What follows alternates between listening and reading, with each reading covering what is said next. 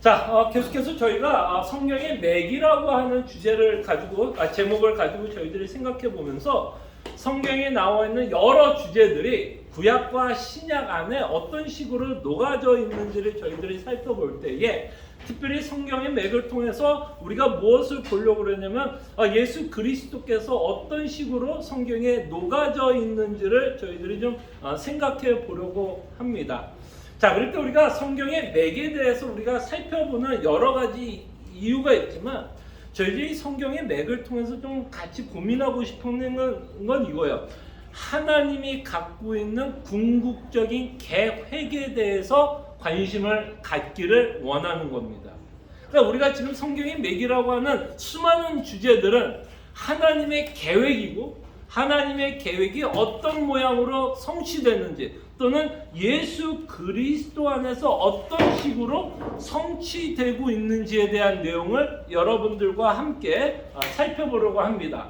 그래서 이 성경의 맥이라고 하는 이 주제를 가지고 저희들이 뭐를 이제 좀 정리를 해보려고 그러냐면 하나님의 관점으로 성경을 읽자는 거예요. 하나님의 관점, 내 관점이 아닌 하나님의 관점. 그리고 하나님의 관점으로 성경을 본다라는 의미에는 하나님이 어떤 계획을 갖고 있는지에 대한 관심을 갖자라는 거예요. 하나님이 어떤 계획? 그럴 때 우리가 이제 신앙생활을 하면 우리가 연약하잖아요. 부족하잖아요. 그러다 보니까 우리는 하나님이 나를 위해서 어떤 식으로 내 인생을 인도할지에 대한 관심을 많이 갖게 됩니다. 사실 오늘 목사님이 설교했던 내용도 우리가 광풍을 맞이했을 때 과연 우리는 어떤 생각을 하고 어떤 믿음을 갖고 광풍 가운데서 신앙생활을 해야 되는지에 대한 말씀을 전해주셨어요. 그것이 우리에게 많은 위로가 되고 은혜가 될 거라고 생각을 합니다. 그때 우리가 하나님을 믿을 때 우리의 일체적인 모습은 이럴 수밖에 없을 것 같아요. 우리가 연약하고 부족하고 죄인이기 때문에 끊임없이 하나님에게 의존할 수밖에 없고 하나님의 은혜를 찾을 수밖에 없어요. 그죠? 하나님의 은혜를 찾을 수밖에 없고 그 하나님을 믿는 것이 나에게 어떠한 유익이 될 거에 대한 관심을 많이 갖게 됩니다. 그러니까 조금 우리가 이야기를 하면 하나님을 믿음으로 나에게 어떤 유익이 있을지에 대한 고민을 많이 하게 돼요. 자, 이것이 비성경적인 얘기가 아니에요. 우리가 그만큼 연약한 존재이기 때문에 저희들이 하나님을 믿어 하나님이 나에게 어떤 유익을 줄 거에 대한 끊임없는 고민을 하는 건 너무 당연합니다. 그러나 우리가 좀 고민하고 싶은 건 이거예요. 자, 여러분, 성숙한 사람, 성숙한 아이의 모습은 어떤 모습이에요, 여러분? 야, 얘 철들었다. 여러분, 자녀가 이제 어렸을 때부터 키우다가 이제 애가 자랐어요. 성인이 됐어요.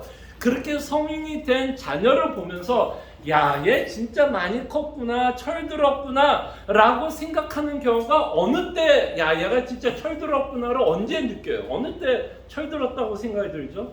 부모의 약한 부분을 보고 도와주려고 하는. 와, 부모의 약한 모습을 보고 도와주는 것. 또 어떤 모습이 있을까요? 야, 얘 이제 철들었네. 야, 옛날에는 이러지 않았는데 얘가 이제 진짜 나이가 들면서 철들었네 라고 생각이 들 때가 언제예요? 말 잘 들을 때. 그쵸? 말 잘 들을 때. 자, 이 말을 잘 듣는다라는 말에는 어떤 의미가 있죠? 부모의 말을 잘 듣는다라는 말에는 어떤 의미가 들어요? 사실은. 부모의 뜻을 헤아리는. 그쵸? 부모의 뜻을 헤아리는 거예요. 옛날에는 어릴 때 아기는 어쩔 수밖에 없어요. 엄마 아빠를 완전히 의존할 수밖에 없으니까 그 뭔가를 자기한테 유익을 얻기 위해서 끊임없이 부모님한테 뭐 할 수밖에 없어요. 땡깡도 부리고 울기도 하고 화내기도 해서 그 땡깡 부리는 걸 통해서 뭐를 얻으려고 그러는 거죠? 부모님을 통해서 나에게 어떤 유익을 받을 거에 대한 고민을 하면서 우리가 어린아이들이 커간다면 그 아이가 자라면서 얘가 철이 들었다는 얘기는 뭐예요? 그 부모의 마음을 이제 헤아리는 거예요. 저는 이것이 신앙생활하는데도 굉장히 지혜를 준다고 봐요. 자, 그렇다면 신앙의 성숙함은 어떤 모습일까요? 여러분, 신앙의 성숙함은 어떤 모습일까요? 신앙의 성숙함은 아까 말한 것처럼 우리가 부족하기에 하나님은 의존할 수밖에는 없어요. 그거를 부인하자는 얘기는 아닙니다만 우리의 성숙해지면 성숙해질수록 결국 어떤 모습으로 나오게 될까요? 우리 신앙의 성숙함이 나보다는 하나님이 어떤 마음과 어떤 생각과 어떤 계획을 갖고 있는지에 대한 관심을 더 갖게 돼요. 그게 우리가 지금 성경의 맥을 공부하면서 초점을 맞췄으면 좋겠어요. 그래서 때로는 우리가 성경의 맥을 통해서 이것이 나에게 직접적으로 적용이 안 될 수도 있어요.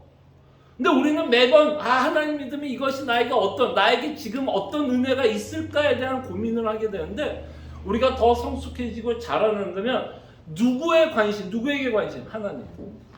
과연 하나님은 어떤 뜻을 갖고 어떤 계획을 갖고 무엇을 이루시려고 하는지에 대한 계획을 갖자라는 거예요.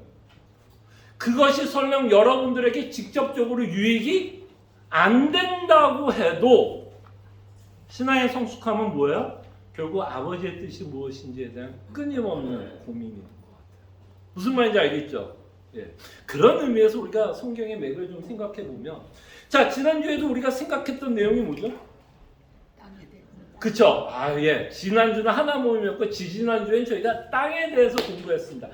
이 땅을 통해서 하나님이 우리에게 보여주시려고 하는 궁극적인 계획의 목표는 뭐였죠, 여러분? 땅을 통해서 하나님이 우리에게 보여주고자 하는 하나님의 관심과 계획은 뭐였어요? 백성을 다스리는 내용. 그거는 오늘 우리가 생각해보고 땅의 내용을 통해서 우리가 하나님의 어떤 계획을 보게 돼요? 네? 회복의 약속. 또, 자, 요한계시록 한번 볼까요? 자, 한번 핸드아웃을 보세요. 자, 핸드아웃에 보면 땅에 대한 궁극적인 성취에 대한 내용이 기록되어 있죠. 자, 그 성취의 내용은 어디에 기록되어 있어요? 요한계시록 21장 1절에 보면 땅이라고 하는 단어가 나와야 안 나와요? 나오죠. 새 땅, 새 하늘. 그렇죠. 저희들 한번 같이 읽어볼까요? 시작. 또 내가 새 하늘과 새 땅을 보니 저 하늘과 저 땅이 없어졌고 바다도 다시 있지 않더라. 그러니까 하나님의 관심은 이 땅에 있어요? 새 하늘과 새 땅에 있어요? 새 하늘과 새 땅에 있어요. 그럼 우리가 하나님의 자녀로서 어디에 조금 더 관심을 갖자는 거예요? 어디에? 새 하늘과 새 땅에 대한 관심을 갖고 살아가자는 거예요. 근데 여러분 어때요? 우리는 어디에 조금 더 관심이 많아요? 솔직히 이 땅에서 어떻게 살까에 대한 고민. 그죠? 이 땅, 끊임없이 우리는 이 땅. 자, 이 땅이 안 중요하다는 얘기 아니에요. 어디 가서 다 자살하자 이런 얘기 아니에요. 이 땅도 하나님께서 우리에게 주신 이유가 있고 목적이 있지만 제가 계속해서 여러분들에게 말씀하고 싶은 건 뭐예요? 이 계획에 궁극적인 종말이 있다는 거예요. 그 종말에 끊임없이 우리가 관심을 갖자는 거예요. 그것이 내가 지금 힘든 문제의 답이 아닐지라도 이것이 누구의 계획이기 때문에? 하나님의 계획이기 때문에 나하고 직접적으로 상관이 없어도 관심을 갖자는 거예요. 근데 새하늘과 새 땅은 우리가 직접적으로 관계가 있어요, 없어요? 엄청나게 관계가 있죠. 엄청나게 관계가 있죠. 이 새하늘과 새 땅을 바라보는 신앙의 모습은 결국 저는 이렇게 얘기할게요. 이게 바로 부활 소망이라고 말하고 싶은 거예요. 부활 소망. 근데 여러분 부활이라고 하는 단어 보통 우리 언제 많이 써요? 부활주일에 쓰죠. 근데 여러분 평상시에 이 단어 쓰세요? 아니면 부활주일에만 제가 설교를 통해서 설교를 선포할 때만 생각을 하세요? 뭔가 부활 소망은 뭔가 나하고 전혀 좀 이질감 있고 별로 상관이 없는. 근데 이게 부활 소망이 나하고 상관이 없다라고 생각하는 그 말에는 사실은 여러분들이 뭐에 관심이 없다라고 얘기하는 걸까요? 새하늘과 새 땅에도 관심이 없는 거예요. 그냥 부활주일 하루만 여러분들이 관심이 있다면 사실 우리가 이 땅에 살아가면서 궁극적으로 하나님이 우리를 부활시키시며 영원히 살 새하늘과 새 땅에 대한 관심이 없어요. 네. 그래서 우리는 끊임없이 이제 뭐예요? 우리의 관점을 바꾸자고요. 그냥 하나님 나에게 뭐를 주실까, 뭐를 해줄까 그거에 대한 고민 당연히 하지만 우리의 성숙함은 나에서 어디로 움직여야 돼? 하나님. 나나 아니라 하나님으로 조금씩 저의 관점이 변했으면 합니다. 그럴 때 여러분 부활의 소망 또는 새하늘과 새 땅이 주는 가장 큰 위로가 여러분과 저에게 있을까요, 없을까요? 사실은 이게 우리와 별개의 일이 아니에요. 여러분 새하늘과 새 땅이 주는 가장 큰 우리에게 가장 큰 유익이 뭘까요? 새하늘과 새 땅 때문에 여러분 뭐가 생길 것 같아요? 두려움에 대한 용기가 생겨. 그렇죠. 뭐에 대한 두려움? 죽음에 대한 그렇죠. 두려움. 아 중요한 말씀은 죽음에 대한 두려움에 대한 용기. 모든 인간이 가질 수밖에 없는 가장 큰 두려움은 죽음이겠죠. 그럴 때 우리는 뭐 아직도 나이가 좀 젊고 또는 건강해서 죽음에 대한 두려움이 현실적으로 실질적으로는 맛보지 않을 수 있지만 여러분과 저가 이 땅에 살아가면서 끊임없는 두려움 중에 하나가 있다면 저는 이렇게 표현하고 싶어요. 잃어버리는 두려움은 끊임없이 갖고 살아가는 것 같아요. 잃어버리는 두려움. 내가 원하는 것들을 잃어버리는 또는 내가 원하는 대로 세상이 안 움직이는 모습. 그게 오늘 우리가 설교를 통해서 만났던 제자들이 뭐를 만났죠? 제자들이 뭘 만났어요 오늘? 광풍. 네, 광풍 가운데서도 우리가 담대할 수 있는 이유가 뭐예요? 광풍이 없어져서요? 아니죠. 광풍이 없어져서가 아니라 광풍 가운데서도 우리가 담대함을 얻을 수 있는 이유가 있다면 뭘까요? 뭐에 대한? 하나님에 대한 믿음 또는 새하늘과 새 땅이 주는 위로 때문에. 왜냐면 우리 인생이 어떻게 끝날 수 있어요, 없어요? 죄송하지만 우리 인생이 광풍 가운데서도 끝날 수 있어요. 아마 하나님 믿으면서 이거 바라는 사람은 없을 거예요. 나 광풍 가운데서 끝날 수 있어요. 사도 바울이 어디서 끝났을 것 같아요? 이제 우리가 보겠지만 사도 바울 인생이 어디에서 끝났을까요? 호텔에서 끝났어요? 호텔에서 5성급 리차르튼 편안하게 감옥에서 끝났어요. 그럼 우리 식으로 얘기하면 사도 바울의 인생은 어디서 끝났다고 말할 수 있어요? 오늘 본문의 말을 가지고 얘기하면 어디서 끝난 거예요? 광풍 가운데 끝나는 거예요. 그러니까 그 광풍 가운데서도 사도 바울은 끊임없이 담대하게 주의 말씀을 전했던 이유가 있다면 뭐 때문에? 광풍이 없어졌어요? 감옥이 없어졌어요? 그러니까 이게 이 새하늘과 새 땅은 실질적일까요? 실질적이 아닐까요? 그건 실질적이에요. 그러니까 여러분과 제가 염려 가운데 살아가는 여러 이유가 있어요. 염려 가운데 이 땅에 염려 가운데 살아가는 수많은 이유가 있지만 그 중에 하나가 뭐에 대한 소망이 없기 때문에 부활의 소망이 없기 때문에 새하늘과 새 땅에 대한 소망이 없어요. 그건 언제만 듣는 단어? 부활의 소망은 언제만 듣는 단어? 부활주에만 듣는 단어이기 때문에 평상시에는 여러분과 저에게 그게 위로가 안 돼요. 근데 정말 하나님이 우리가 어디에 관심을 갖자고요? 하나님의 계획과 하나님의 목적의 성취. 그럼 하나님이 이루시려고 하는 그 새하늘과 새 땅이 뭐 할까요? 가장 좋을 곳일까요? 아닐까요?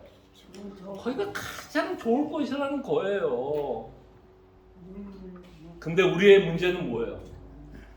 이 새하늘과 새 땅이 그렇게 성경에서 좋다고 얘기하는데 여러분과 저희 문제는 우리의 죄성 때문에 그래도 이 땅이 좋은 거예요.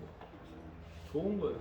그러니까 끊임없이 우리가 이 땅에서 미련을 갖고 살아가요. 그렇기 때문에 하나님이 가끔 이거는 뭐 여러분에게 뭐 매번 그렇다는 얘기가 아니라 이 미련을 갖지 않기 위해서 오늘 권동훈 목사님의 관심 가운데 뭐를 허락해요? 4층에서 떨어뜨리기도 하세요. 정말 4층에서 떨어뜨리기도 해요. 그래야 뭐 어떤 생각을 하지 않을까요? 이 땅에 대해 미련함을 없애기 위해서. 그게 오히려 우리가 생각하기엔 그런 하나님이 좀 잔인한 하나님일 수 있지만 여러분들이 궁극적으로 정말 그 광풍 가운데서 복음의 능력을 만났을 때는 잔인한 하나님이라고 고백하지 않고 오히려 그 광풍 가운데서도 하나님을 찬송하고 찬양하고 그에게 감사하실 거예요. 그러니까 우리가 성경의 맥을 통해서 이게 그냥 지식이다 뭐 이런 내용이 아니라 정말 이것이 우리에게 더 실질적이었으면 좋겠어요. 그래서 아브라함과 아브라함의 자손들은 히브리서에 보면 뭐를 바라보면서 살았어요? 뭐를 바라봤어요? 그리고 그 본향에 대해서 뭐라고 표현하면 더 좋은 곳이라고 표현해요. 그게 중요해요. 더 좋은 곳. 그럴 때 이제 하나님께 성숙했다라는 거는 이런 의미도 있는 것 같아요. 하나님이 우리에게 준비한 궁극적인 하나님의 나라 또는 여기서 말한 새하늘과 새 땅이 나에게 뭘로 느껴지는 거예요? 가장 귀하게 느껴지는 게 그의 성숙함이 아닐까 싶어요. 그 성숙함이 결국에는 여러분들에게 어떤 담대함을 줘요? 잃어버리는 거에 대한 담대함을 줄 수 있다. 왜냐하면 우리 인생이 여기서 끝나지 않기 때문에. 근데 여러분이 인생이 여기서 마치 다 끝날 거라고 생각을 하면 하나님의 나라가 주는 소망을 우리는 더 많이 누리지 못하면서 살아가게 되고, 여러분과 저는 끊임없이 이 땅에 살아가면서 염려, 걱정, 초조함을 벗어날 방법이 없게 됩니다. 그래서 우리가 지난주에 이제 땅에 대한 이야기를 살펴봤어요. 그래서 땅에 대한 이야기가 그냥 성경에 나오는 어떤 스토리가 아니라 이게 나하고도 상당히 연관이 있고 하나님의 계획이 들어있다는 것을 보시기를 바랍니다. 자, 이 땅에 대해서 우리가 살펴보면 또 하나의 주제를 보게 됩니다. 이 땅과 함께 가장 중요한 주제가 뭘까요? 이 땅이 왜 중요한지 아세요? 이 땅에서 하나님의 백성들이 살 땅이기 때문에. 요한계시록이 21장에 나오는 새하늘과 새 땅은 어떤 땅이에요? 하나님의 백성이 영원히 살 땅이 되어서 중요한 거예요. 장소가 된다는 거예요. 그래서 그 장소적 개념과 함께 이 땅에 대해서 우리가 생각할 때 어떤 개념이 중요하냐면 하나님의 나라가 굉장히 중요하게 돼요. 하나님의 나라. 자, 그럴 때 이제 하나님의 나라에 대해서 우리가 생각해 보는데요. 일단 마가복음 볼게요. 자, 마가복음에 보면 자, 2번이에요. 예수님의 설교. 마가복음 1장 14절에서 15절 한번 보겠습니다. 자, 요한이 잡힌 후 예수께서 갈릴리에 오셔서 뭐를 전파했다? 하나님의 그죠? 하나님의 복음을 전파했다라고 얘기합니다. 복음을 전파했어요. 그럼 이제 우리가 이 본문을 보면 이제 우리가 뭘 고민해야 될까요? 복음의 내용이 뭔지를 보셔야겠죠. 뭔가 전했다는 거죠. 복음을 전했다 그러면 혹시 핸드아웃 필요하신 분들 있으세요? 핸드아웃 필요하신 분들은 가져가시기를 바랍니다. 자, 복음이 뭔지를 우리는 알아야 돼요. 그럼 자, 예수님이 말씀한 복음은 뭘까요? 자, 15절을 한번 읽어볼게요. 자, 이르시되 때가 찼고 하나님의 나라가 가까이 왔으니 회개하고 복음을 믿으라 하시더라. 자, 그럼 예수님 말씀하는 복음은 뭐하고 연관이 돼요? 이 구절을 보면 예수님이 말하는 복음은 뭐하고 연관이 돼요? 아니야, 잠깐만. 그거는 이제 땅이고요. 자, 다시 한번 질문을 할게요. 마가복음 1장 14절에서 15절에서 예수님이 전하는 복음의 내용 안에 어떤 내용이 포함되어 있어요? 하나님의 나라. 그럼요. 하나님의 나라예요. 자, 보세요. 다시 한번 읽어요. 14절을 요한이 잡힌 후 예수께서 갈릴리에 오셔서 뭐를 전해요? 하나님의 복음을 전했다라고 얘기하죠. 그러면 15절이 이제 어떤 내용이야? 그 복음이 갖고 있는 내용에 대해서 기록하고 있다는 그 내용이 뭐예요? 이르시의 때가 찼고 뭐가 가까이 왔다? 하나님의 나라가 가까이 왔으니 회개하고 복음을 믿으라. 그 복음 안에는 어떤 내용이 있어요? 하나님의 나라가 들어갑니다. 그래서 여러분 예수님이 십자가에서 죽으신 그 사건만을 복음이라고 얘기하지 않아요. 그럴 때 왜 이 하나님의 나라가 왜 복음과 연관이 되는지를 우리가 이제 좀 뭐하자고요? 생각해 보자는 거예요. 자, 계속해서 성경의 맥은 누구의 관점으로 성경을 본다? 하나님의 관점.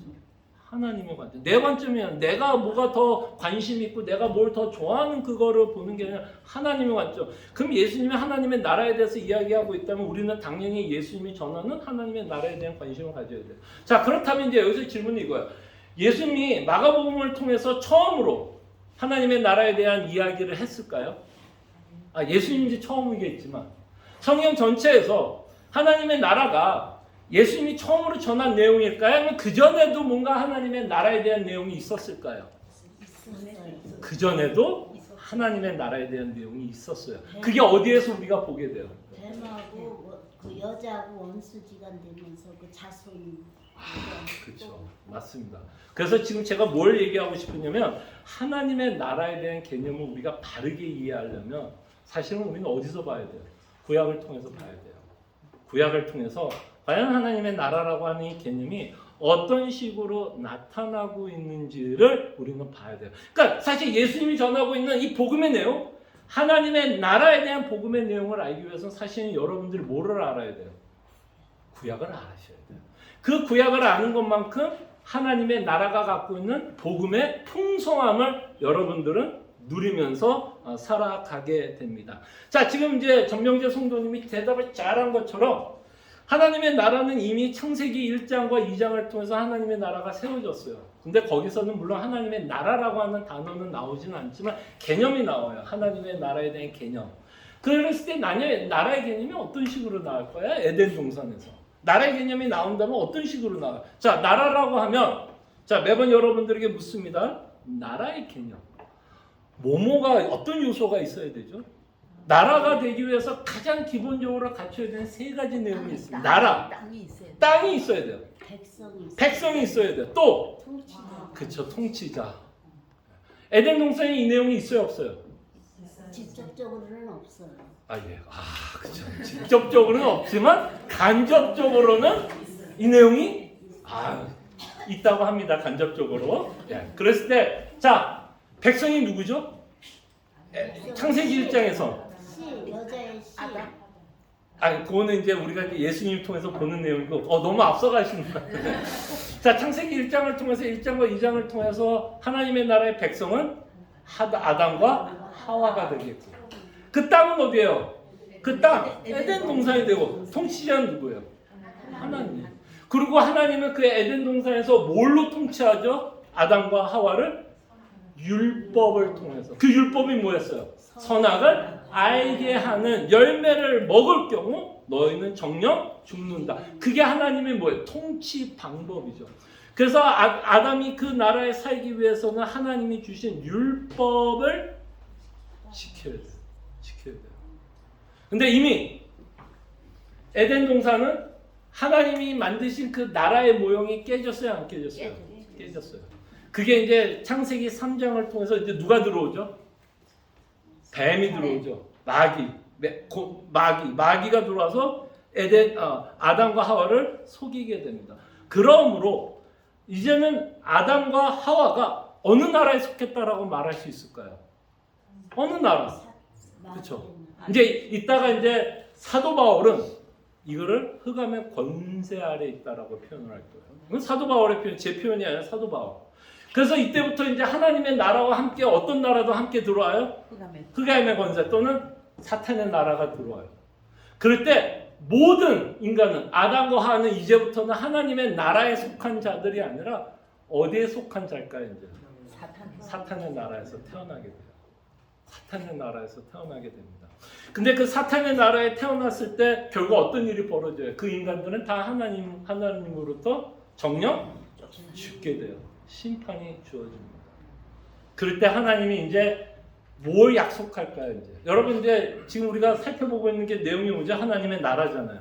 그럼 이제 하나님이 뭘 약속할까요? 자, 뭘 약속할까요? 그 나라를 세운다 또는 그 나라를 회복시키는 일이 벌어질 거예요. 그 회복이 뭘까요? 사탄의 나라 또는 흑암의 권세 아래 있었던 하나님의 백성을, 그러니까 사탄의 백성을 다시 이제 뭐 할까요? 회복시킨다라는 말이 뭘까요? 끄집어내서 어디로 옮길까요? 하나님의 나라로 옮기게 될 거예요. 그게 그렇게 된다면 그게 뭐가 될까요, 여러분? 그게 뭐예요? 예수님이 전하려고 하는 복음이 되죠. 그럴 때 여러분, 그 사탄의 나라의 가장 중요한 문제는 뭐냐면 아담과 하와는 처음에는 하나님을 왕으로 모셨잖아요. 그러나 이제 아담과 하와가 죄를 짓고 나서부터는 모든 인간은 누구를 왕으로 모시는 거예요? 사탄을 왕으로 모시는 거예요. 자기가 죄가 자신을 통치하고 자신을 통치하고 거기에 순종하면서 살아가고 있는 우리의 모습을 보게 됩니다. 그래서 창세기 12장 1절과 2절이 중요해요. 이 창세기 12장 1절과 2절은 다만 하나님이 아브라함에게 약속하는 내용이 아닙니다. 이 아브라함에게 약속함으로써 우리는 어떤 그림을 보셔야 돼요? 뭐에 대한 회복?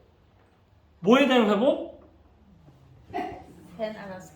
새하늘과 새 땅 또는 우리가 지금 살펴보고 있는 주제 하나님의 나라에 대한 회복이에요.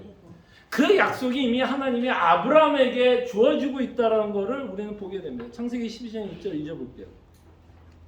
여호와께서 아브라함에게 이르시되 너는 너의 고향과 친척과 아비의 집을 떠나 내가 내게 보여줄 뭐라고요? 땅으로 가라. 자, 이 땅은 어떤 땅이었어요? 아까 제가 말했던 이 땅은 어떤 땅이었죠? 그냥 아무런 땅이에요. 여기 그냥 이런 땅이에요. 어떤 땅? 이 땅이 상징하는 게 뭐예요? 백성이 사는 땅이에요. 그러나 이제는 사탄의 나라에서 살게 되는 거고 있죠, 지금. 그럴 때 하나님이 땅으로 가래요. 그러면서 이제 15절에 이제 구체적인 약속이 나와야 안 나와요. 15절을 보내 이르시네 때가 찼고 이게 아니네요. 죄송합니다. 2절. 자, 내게 보여줄 땅으로 가라. 2절에 보면 내가 너로 뭐를 하여? 큰 민족을 이루고 내게 복을 주어 내 이름을 창대하게 하리니 너는 복이 될지라. 자, 여기서 어떤 개념이 나오고 있는 것 같아요? 또 다시 어떤 개념? 나라의 개념이 나오는 거예요. 어떤 단어로 나라의 개념이 나와요? 그렇죠? 큰 민족을 이루실 거라고 말씀을 합니다. 자, 그럴 때 이제 우리는 이 큰 민족이 누구를 상징하고 있는지를 알죠. 자, 예수님 가지 마세요. 아직은 우리 구약이 아직 있어야 돼요. 자, 이 큰 민족은 누구예요?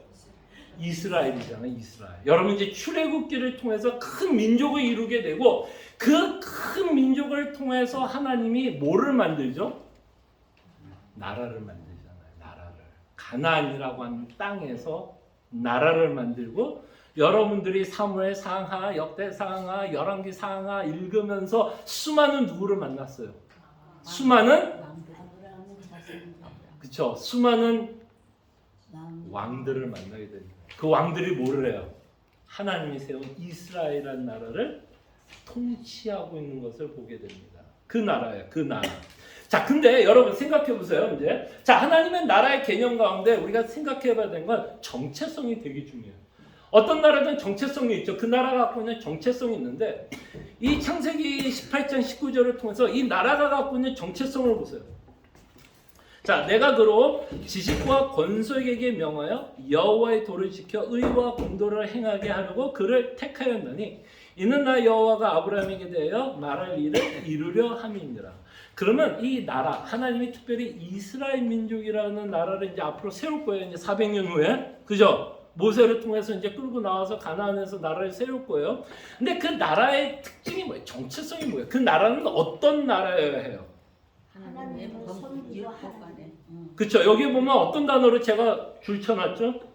여호와의 도를 지켜 의와 공도를 행하게 하려고. 그럼 결국 이 나라에서 가장 중요한 건 뭐야? 하나님이 주신 무엇을 하는 나라예요? 하나님이 주신 율법을 지키는 나라여야 해요. 그래서 하나님이 뭘 준 게 중요해요? 여러분 이스라엘 민족이 가나안에 들어가기 전에 하나님이 주신 게 하나 있죠. 십계명이에요. 그 십계명이 하나님이 여기서 말하는 뭐가 돼요? 여호와의 도를 지켜 의와 공도를 행하게 하려고 택했다라고 얘기합니다. 그러면 이 나라의 특징은 뭐야? 하나님의 나라의 백성의 특징은 뭐야? 왕이 주신 율법을 지키며 살아가는 민족이 됩니다. 누구 이야기예요? 여러분과 저희 이야기가 되는 거예요. 이게 이제 이스라엘 이야기로 끝나는 게 아니라 여러분과 저의 이야기가 돼요.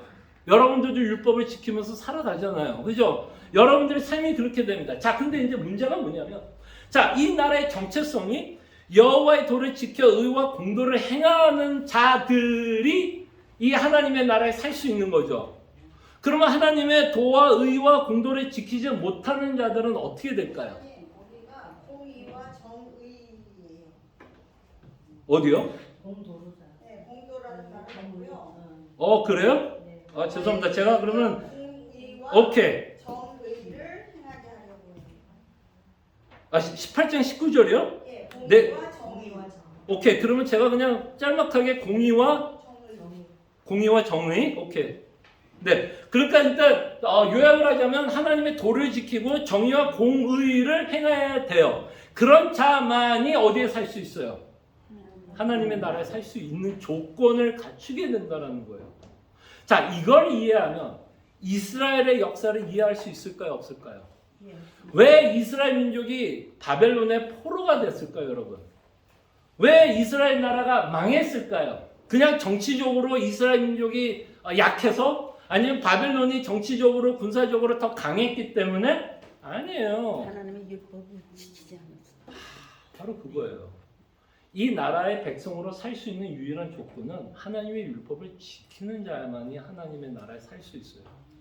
그러니까 엄밀히 말하면 이스라엘 민족은 이 이스라엘이라는 하나님의 나라에 살 수 있는 자들이에요, 없는 자들이에요? 없는 자들이에요.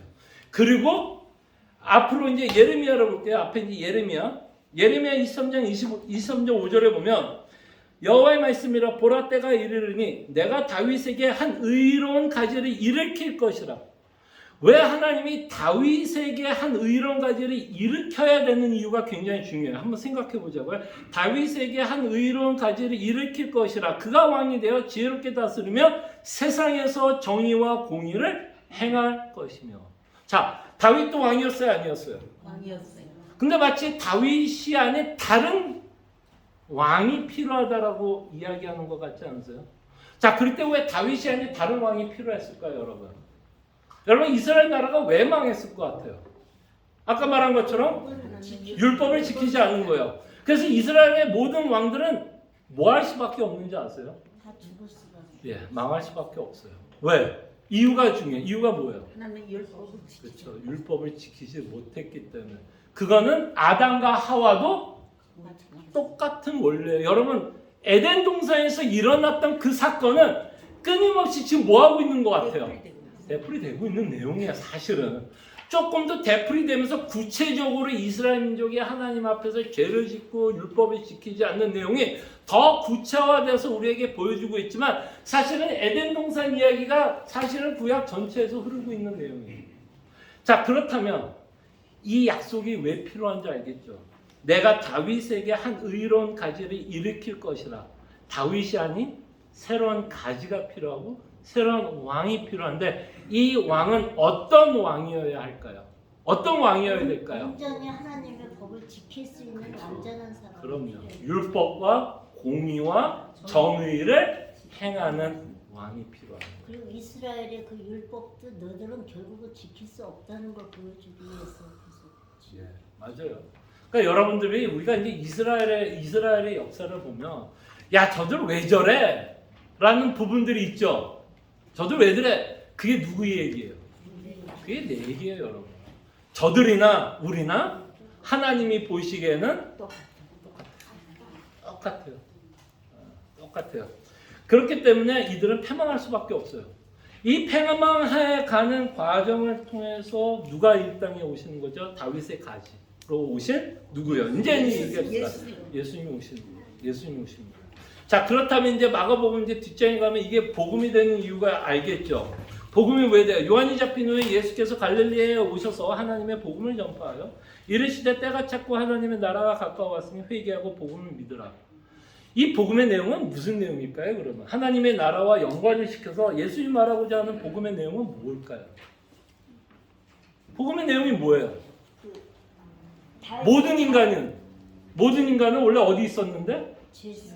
사탄의 나라에 있었는데 다윗의 가지로 온 예수 그리스도로 말미암아 나라가 어떻게 되는 거예요? 이제 바뀌는 역사가 일어난다는 거예요. 바뀌는 역사가. 자, 그래서 이 예수님이 전한 하나님의 나라의 복음을 이제 누가 해석을 달아주냐면 사도 바울이 해석을 달아줘요. 사도 바울. 얼마나 감사해요. 서신서가 어떤 내용이냐면 예수님이 하셨던 그 사역에 대한 주석이라고 생각하면 돼, 해석. 그래서 골로새서 1장 12절과 14절에 보면 그 예수님이 전한 하나님의 나라가 어떤 의미를 갖고 있는지를 이제 풀어서 말씀하고 있는 거예요. 자, 12절에 보면 우리로 하여금 빛 가운데서 성도의 기업의 부분을 얻기에 합당하게 하신 아버지께 감사하게 하시기를 원하노라. 그것은 이제 13절의 내용이 기록되죠. 그가 우리를 어디에서요? 흑암의 권세에서 건져내서 그의 사랑의 아들의 이 나라가 어떤 나라예요? 예수님이 선포하려고 하는 하나님의 나라예요.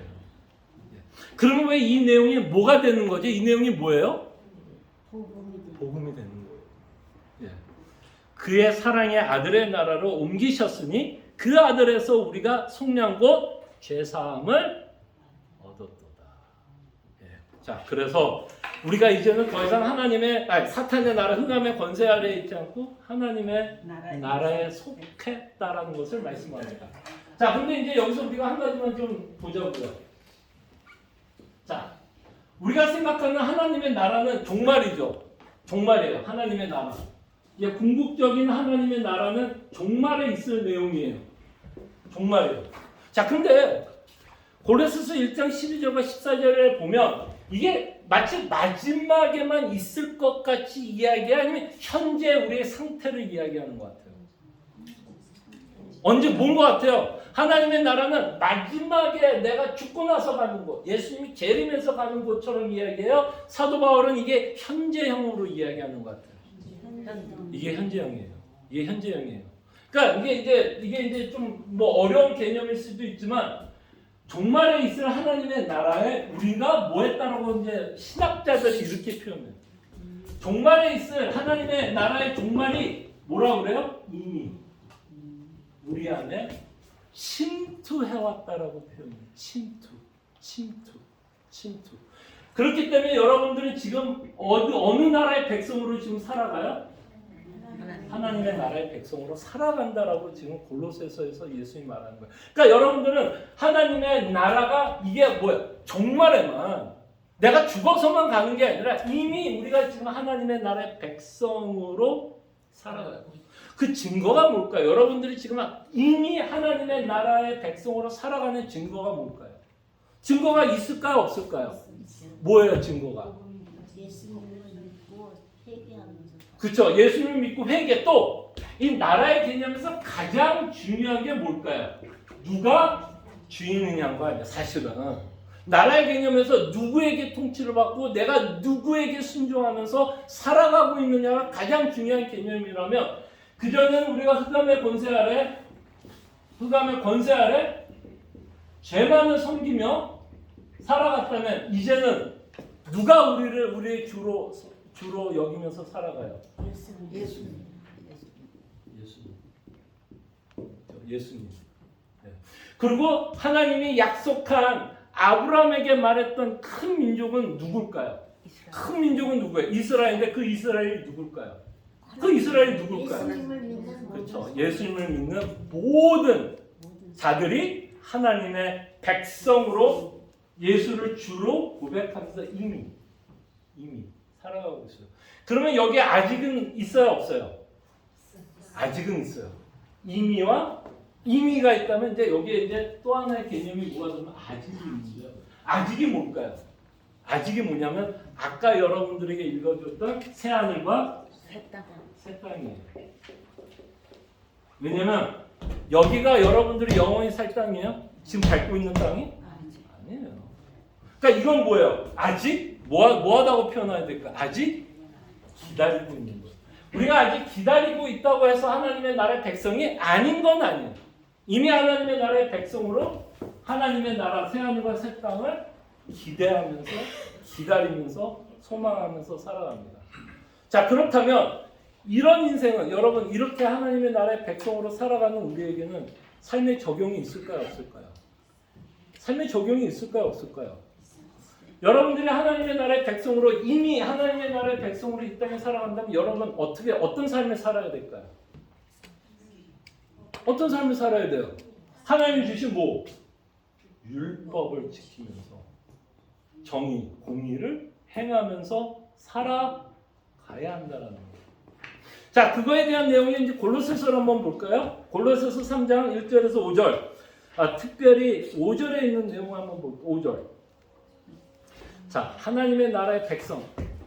이미 하나님의 나라의 백성의 삶을 5절에서는 이렇게 말합니다.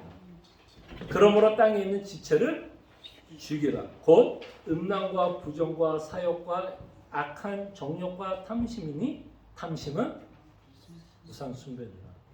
그러니까 여러분들이 사실 뭐예요? 여러분들이 지금 사실은 내가 하나님의 나라라고 하는 개념만 몰라도 이 삶을 살아야 안 살아요? 살고 있는 거야. 왜 이 삶을 사는지 알아요? 여러분들에게는 새로운 주인이 생겼기 때문에 더 이상 우상이 내 주인이 아니라 예수님이 나의 주인이기 때문에. 자, 이제 이게 임의와 아직 가운데 이제 여러분이 어떻게 적용이 되는지 한번 볼게요. 자, 보세요. 자, 여러분, 천국에 가면 우상이 있을까요? 없을까요? 여러분, 천국 가서도 우상 섬길까요? 바알 섬길까요? 안 섬겨요. 천국에서 우상을 섬기지 않는다면 임의에 우리가 어떤 삶을 살아야 될까요? 우상을 섬기지 그러니까 여기서 살 삶을 우리는 이미 이 땅에서 어떻게 해야 될까요? 이미 준비보다는 살아내셔야 돼요. 무슨 말인지 알겠죠? 그러니까 여러분들이 이게 실제적인 삶이라면 그 삶이 이 땅에서도 나타나야 돼요. 그러니까 아까 말씀드렸잖아요. 부활의 소망은 부활 주일에만 얘기한 게 아니라 여러분들이 정말 하나님의 나라에서 살 건데 그 땅에서 내가 우상을 섬기지 않고 살아갈 거라면 이미 하나님의 나라의 백성으로 어떤 삶을 살아야 될까요? 우상을 죽이면서 살아가야 된다. 그러니까 여러분 이게 하나님의 나라의 개념은 그냥 성경에서 나오는 복잡한 얘기가 아니라 여러분과 저의 실제적인 적용이에요. 왜? 예수님이 누구기 때문에. 여러분들이 주인이기 때문에. 그리고 여러분들이 먼 훗날 살 곳이기 때문에. 여러분들이 하나님의 나라로서 이 땅에서 우상을 섬기지 않습니다. 그래서 여러분 이게 하나님의 나라의 천국 윤리는 이렇게 생각하면 좋을까요? 천국 윤리가 있을까 없을까요? 여러분들이 하나님의 나라의 백성으로서 따라야 할 윤리가 있어요. 그 윤리는 뭘까요? 천국에서 하지 않을 건 이 땅에서도 하지 않는 거예요. 천국에서 하지 않을 건 이 땅에서도 하지 않는 거예요.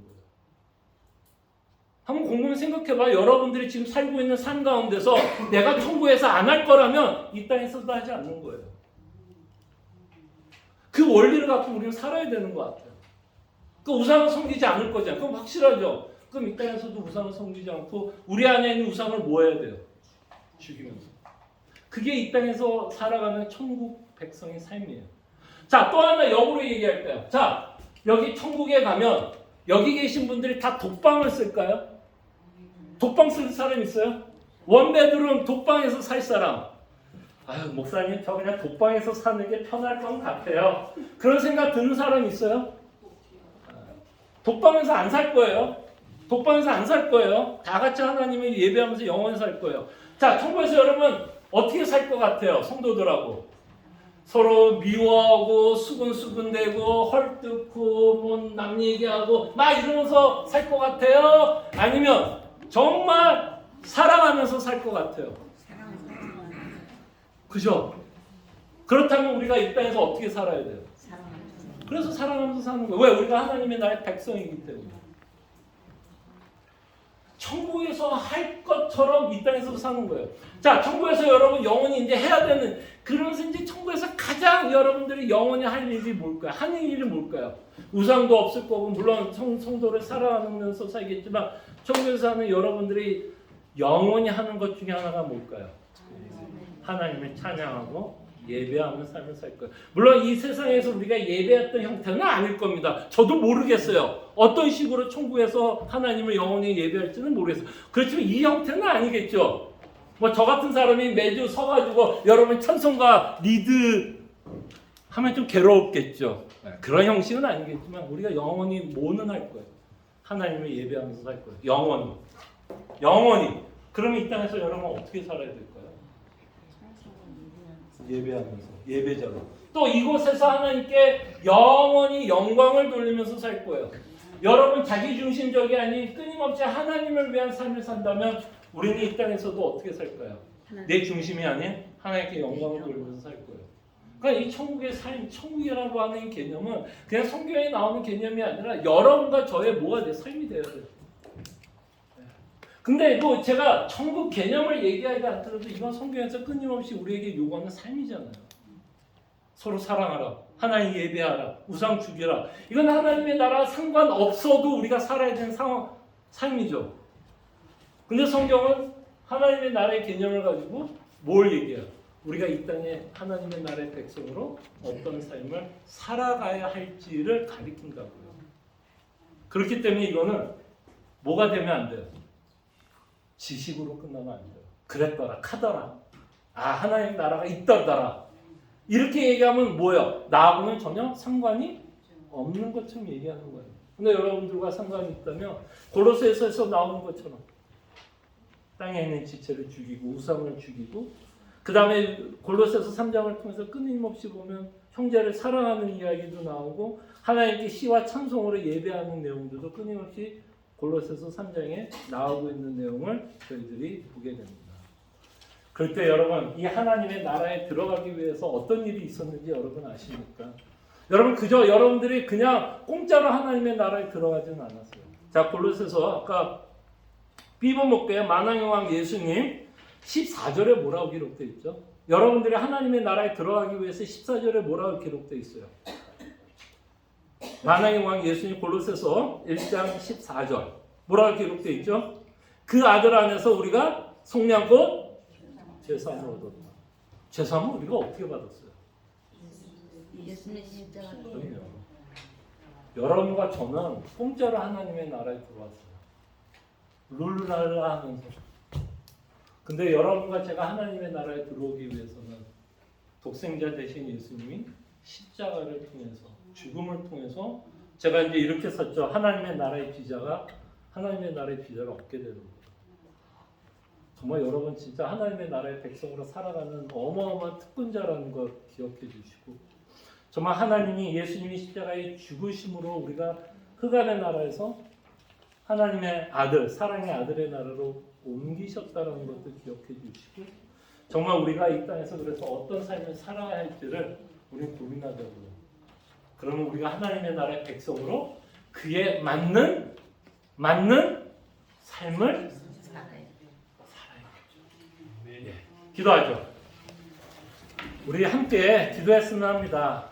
일단 이 하나님의 나라라고 하는 이 개념이 그냥 성경에 기록된 내용이 아니라 정말 내가 하나님의 나라의 백성이기 때문에 그리고 하나님의 예수 그리스도의 피로 내가 하나님의 나라의 백성이 되었다는 것에 대한 감사와 함께 정말 그 새하늘과 새 땅을 고대하고 기대하며 살아갈 수 있도록 그리고 우리가 하나님의 나라의 백성으로 백성답게 살아갈 수 있도록 저희들이 함께 기도하고 제가 기도하고 마치도록 하겠습니다. 함께 기도하죠. 주님 정말 이 시간 기도합니다. 주님 정말 하나님의 나라라고 하는 이 개념이 그냥 카더라 성경에 기록되어 있던 이 내용이 아니라 정말 예수님이 이 땅에 오셔서 우리에게 외치고 있는 복음의 메시지라는 것을 기억하게 하여 주시옵소서. 우리는 원래 흑암의 나라의 권세에 속해서 하나님으로부터 영원한 진노와 심판을 받을 수밖에 없는 자였으나 예수 그리스도의 십자가의 속량으로 말미암아 하나님의 나라에 들어갈 수 있다라는 그 놀라운 복음의 혜택을 받고 살아가고 있다라는 것 기억할 때에 주님 정말 하나님이 원하는 삶을 살아가게 하여 주시옵소서. 정말 하나님이 기뻐하는 백성의 삶을 살아갈 수 있도록 주님 은혜를 베풀어 주시기를 원합니다. 참으로 고마우신 하나님 정말 우리의 과거를 기억하기를 원합니다. 정말 죄와 허물로 죽었고 흑암의 권세 아래 우리가 태어났고 하나님으로부터 영원히 심판과 진노를 받을 수밖에 없는 삶을 살아갈 수밖에 없었다라는 것을 기억하게 해 주실 때에 참으로 예수 그리스도께서 우리에게 복음으로 선포하고 있는 그 하나님의 나라의 백성으로 살아가는 놀라운 은혜를 부어주신 것 감사합니다. 하나님의 나라의 백성이 되기 위해서 참으로 예수 그리스도께서 십자가에서 우리의 죄를 속량해 주신 것 너무나 감사하고 이제는 하나님의 나라의 백성으로 이미 하나님의 나라의 백성으로 하나님을 사랑하며 살아가게 하여 주시고 이웃을 사랑하며 살아가게 하여 주시고 우상을 죽이며 살아가게 하여 주시고 하나님께 영광을 돌리고 하나님께 예배하며 살아가는 하나님의 귀한 백성들 되게 하여 주시옵소서. 감사하고 살아계신 예수 그리스도의 이름으로 기도합니다. 아멘. 네, 수고하셨습니다.